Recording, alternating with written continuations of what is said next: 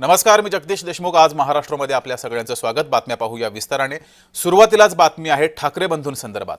ठाकरे बंधू सगळ्यांच्याच ठिकऱ्या उडवतील असं संजय राऊत यांनी म्हटलंय। ठाण्यामध्ये ठाकरे बंधूंची युती होणार अशी ही घोषणा संजय राऊतांनी केली आहे। ठाण्यामध्ये ठाकरे गट आणि मनसे 75 पेक्षा जास्त जागा जिंकणार। ठाण्यामध्ये दोन भावांचा अबकी बार 75 पार असणार असंही राऊतांनी म्हटलं।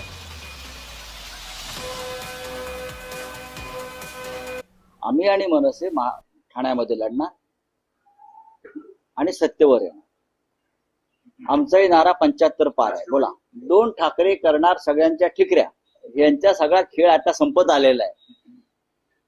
विधानसभेतला लोकसभेत लोक फार जागरूक झाले। रस्त्यावर उतरू आम्ही, लक्षात सांगतो, दोन ठाकऱ्यांनी ठरवलं तर रस्ते बंद होतील मुंबईचे।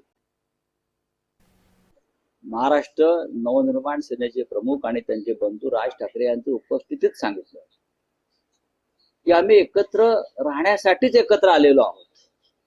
कळलं का?